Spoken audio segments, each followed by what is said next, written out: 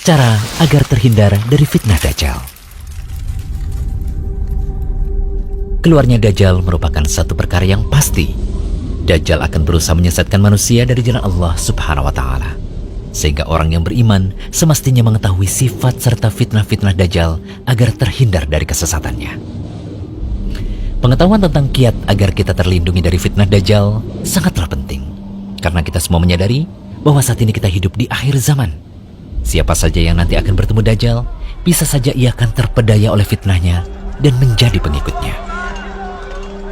Nabi SAW telah menunjuki pada umatnya mengenai apa saja kiat untuk membentengi diri dari fitnah Dajjal. Beliau telah meninggalkan umatnya dengan penjelasan yang amat jelas. Karena fitnah yang satu ini adalah sebesar-besarnya fitnah yang ada hingga akhir zaman. Bahkan setiap Nabi selalu memperingatkan dari fitnah ini. Terkhusus Nabi Muhammad SAW sebagai penutup para Nabi. Melanjutkan pembahasan serial Dajjal sebelumnya, berikut kami ulas cara untuk menghindari fitnah Dajjal. Pertama, berpegang teguh dengan ajaran Islam. Modal utama untuk menghadapi fitnah Dajjal adalah dengan mengenal ajaran Islam dengan benar, terutama lebih mendalami nama dan sifat Allah. Karena dengan mengetahui hal ini, seseorang pasti tidak akan tertipu dengan tipu muslihat Dajjal. Dajjal itu manusia biasa yang butuh makan dan minum, sedangkan Allah tidak demikian. Dajjal itu buta, sedangkan Allah tidak. Tidak ada seorang pun yang dapat melihat Allah di dunia sampai ia mati. Adapun Dajjal bisa dilihat oleh manusia, baik yang mukmin maupun yang kafir. Oleh karena itu, ini merupakan isyarat akan pentingnya iman, apalagi dengan mengenal serta memahami nama dan sifat Allah. Mengenai hal ini, kita dapat melihat pada kisah yang disebutkan dalam hadis Abu Sa'id Al-Khudri berikut ini. Dajjal muncul, lalu seseorang dari kalangan kaum mukminin menuju ke arahnya. Lalu bala tentara Dajjal yang bersenjata menemuinya. Mereka bertanya, "Mau kemana kamu?" Mukmin itu menjawab, "Hendak ke orang yang muncul itu." Mereka bertanya lagi, "Apa kamu tidak beriman kepada Tuhan kami?" Mukmin itu menjawab, "Rob kami tidaklah samar." Mereka berkata, "Bunuh dia." Lalu mereka saling berkata satu sama lain, "Bukankah Tuhan kita melarang untuk membunuh seseorang tanpa perintahnya?" Mereka membawanya menuju Dajjal. Saat orang mukmin melihatnya, ia berkata, "Wahai sekalian manusia, inilah Dajjal yang disebut oleh Rasulullah SAW." Lalu Dajjal memerintahkan orang itu untuk dibelah.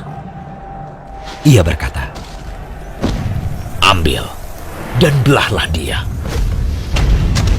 Lalu punggung dan perutnya pun dipenuhi pukulan. Kemudian Dajjal bertanya, "Apa kamu tidak beriman kepadaku?" Mukmin itu menjawab, "Kamu adalah Al-Masih, pendusta." Lalu Dajjal memerintahkannya untuk digergaji dari ujung kepala hingga pertengahan antara kedua kaki. Kemudian Dajjal berjalan di antara dua potongan tubuh itu, lalu berkata, "Berdirilah." Tubuh itu pun berdiri. Selanjutnya Dajjal bertanya kembali kepadanya, "Apa kamu beriman kepadaku?" Ia menjawab, "Aku semakin mengetahuimu." Kemudian orang mukmin itu berkata, "Wahai sekalian manusia, sesungguhnya Dajjal tidak akan bisa berbuat seperti ini lagi kepada siapapun setelah aku." Lalu Dajjal mengambilnya untuk disembelih.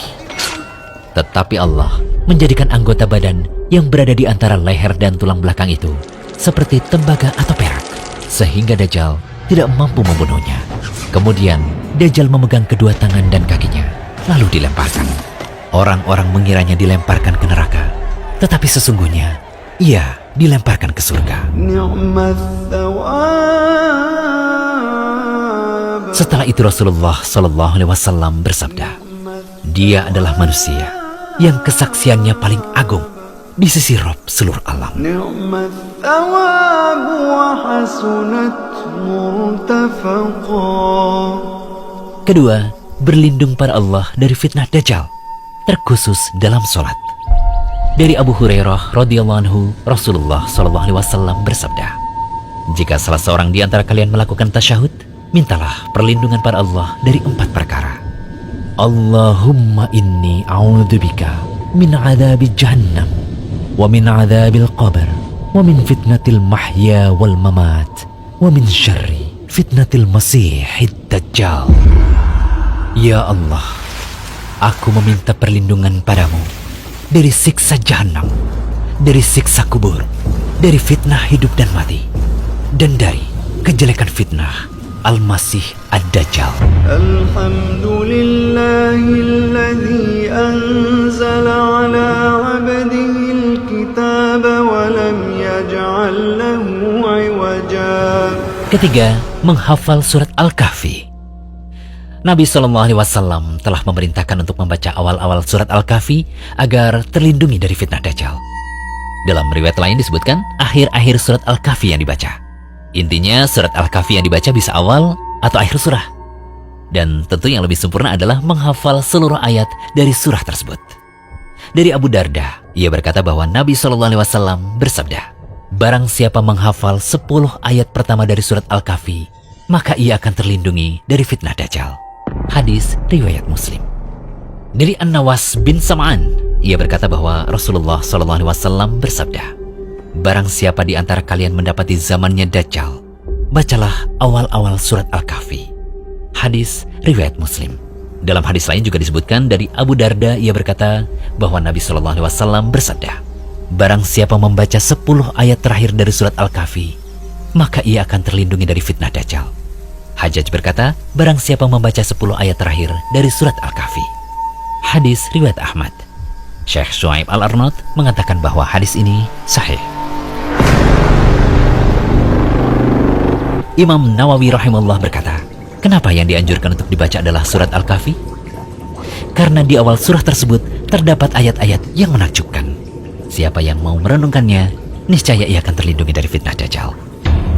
Di dalam surah Al-Kahfi, sungguh banyak kisah-kisah yang dapat dijadikan ibrah.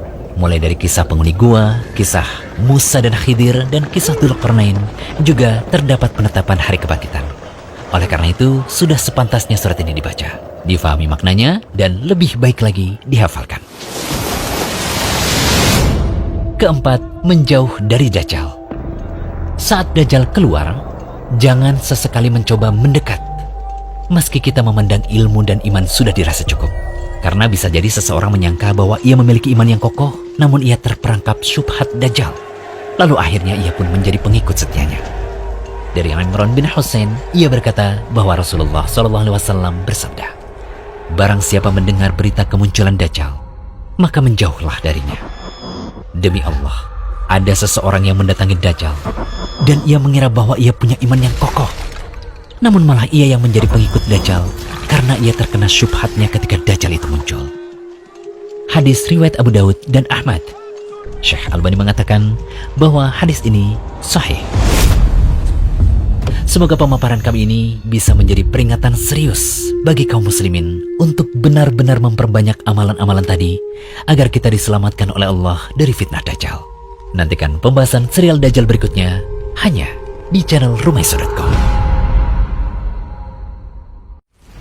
Jangan lupa kunjungi Rumaiso.com. Update setiap hari, insya Allah.